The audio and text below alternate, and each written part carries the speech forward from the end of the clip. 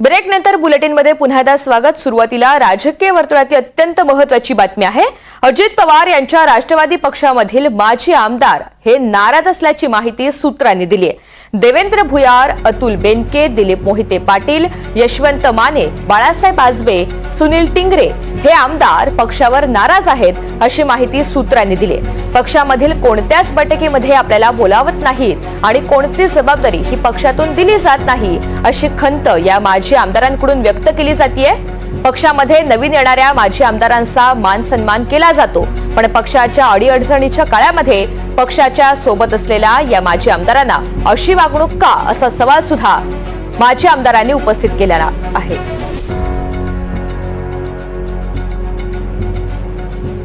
सागर कुलकर्णी आपल्या सोबत आहेत। अधिकची माहिती त्यांच्याकडून जाणून घेऊयात। सागर, अजित पवार यांच्या राष्ट्रवादी पक्षामधील काही माजी आमदारांनी आपली नाराजी उघडपणे बोलून दाखवलेली आहे, नेमकी काय कारण आहेत?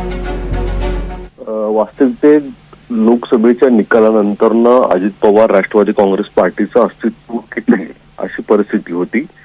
पण त्यावेळेस जे राष्ट्रवादीचे नेते अजित पवारांच्या बरोबर राहिले, त्यांच्या पार्टीकडनं विधानसभा निवडणूक लढवली आणि काही जण पराभव झाले।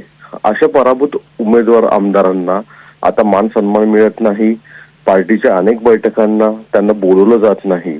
मात्र नव्यानं अजित पवारांच्या पार्टीला विरोध करणारे तत्कालीन अनेक नेते आमदार हे यांना पक्षात प्रवेश दिला गेलेला आहे आणि त्यांना मात्र मान सन्मान अधिक मिळतो। याच मुद्द्यावरनं नाराजीचा हा सूर दिसून येतोय। वास्तविकतेत पक्ष ज्यावेळेस अडचणीत असतो त्यावेळेस पक्षाबरोबर जी लोक राहतात त्यांना योग्य तो मान सन्मान दिला जावा अशा स्वरूपाची मागणी या वेगवेगळ्या माजी आमदारांची आहे आणि यातूनच अजित पवार आणि तटकरेंची डोकेदुखी वाढताना दिसते। अगदी धन्यवाद सविस्तर माहितीसाठी।